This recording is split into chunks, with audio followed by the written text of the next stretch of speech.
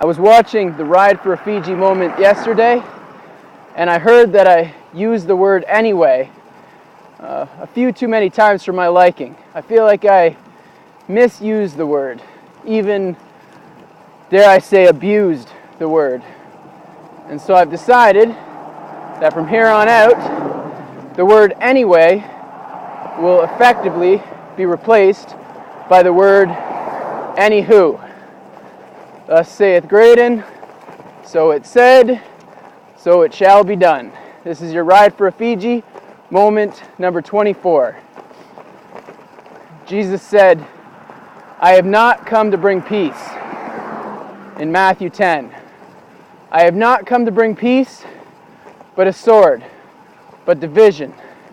I will pull apart members of the same family. And he goes on and makes a list, just in case you're not sure about what he's talking about. And I would say that small passage has probably taken aback a few Christians and even non-Christians as they read through that. This statement by Jesus does not jive with what they believe is their complete understanding, their completed picture of the Prince of Peace, that loving Jesus. It does not make sense to them. Well, there is so much to say about that. So many important things to understand about what Jesus has just said here. First of all, I imagine you've heard the critique before from people in the church, even outside. If not, you're hearing it now. The critique says that the God of the Old Testament is vengeful, has much judgment, has much fire. And the God of the New Testament, through Jesus, is much more loving, much more gracious, much more kind. Well, for anybody who said that before or heard that and not sure what to make of it, simply read through the Old Testament and see all the times that God was gracious, merciful, long-suffering with his children. And likewise, look through the New Testament and see all the times that Jesus dropped the hammer, including this time. I have not come to bring peace, but the sword. Further, as Christians, we count on the unifying ability of Jesus Christ, that unifying factor, the blood of the Lamb, his blood, which pulls us together in the body of Christ, the church.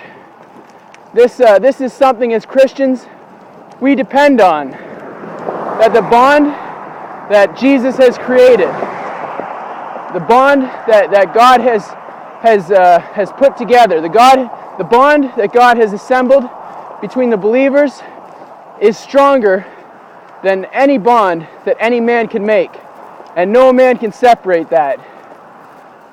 Well, that's true. That's your assurance of salvation. Jesus is the greatest unifying factor on the face of this earth, and the only one, the exclusive one of salvation. But for him to be the greatest unifying factor, I would say it stands to reason that he's the greatest dividing factor as well. That the same factor, the same force that pulls us together as Christians, as followers of Jesus Christ, in a bond that no man can break, is the same factor, the same force that divides those outside, those that do not know Jesus Christ, that throws them further away than any man can join, with no gray area in between. And this is the same nature of Jesus Christ, being the greatest unifying factor on the face of this earth and the greatest dividing factor. This is what we tried to introduce to the university students in Oshawa about a year ago. I've been working there as a missionary for the past 6 years. And last year, we decided that we would have something called the Jesus Debate. And I think if you go on my website, not Ride4Rufiji, but graydonbaker.com, you can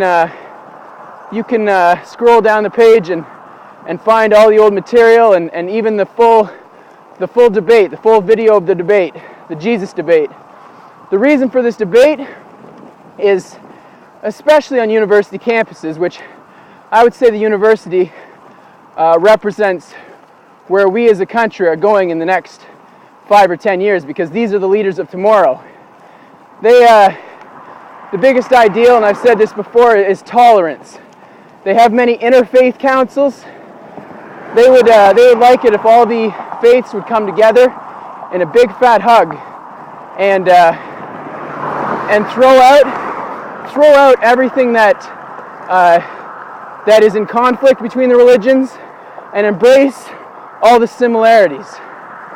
Well, if we go about doing that, there'll be nothing left but man and his futile effort to get to God. No, Jesus is the greatest unifying factor, the only unifying factor, the exclusive way to salvation, and he is the exclusive dividing factor. Both have equal strength, both have ultimate strength, both have total strength. His unifying factor and his dividing factor. The sheep and the goat, the wheat and the chaff, heaven and hell.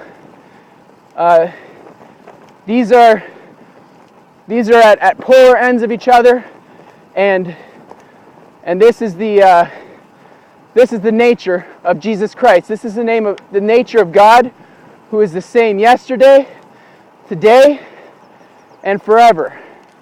And so if you've painted a picture of the God of the Old Testament and you've painted a picture of the God of the New Testament, and they don't line up, then you haven't properly taken into account the full picture of who God is.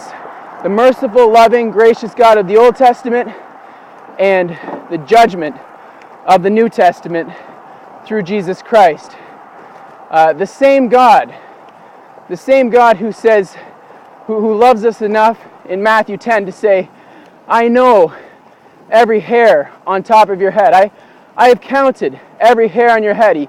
He is that personal, that relational, that he knows us down to that detail. But at the same time, Jesus goes on to say that if you acknowledge me before men, I will acknowledge you before my Father in heaven.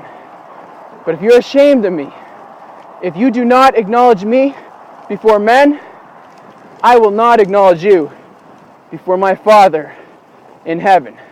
Jesus is the greatest unifying factor, the exclusive one, and the greatest dividing factor on the face of this earth. This has been your Ride4Rufiji Moment number 24.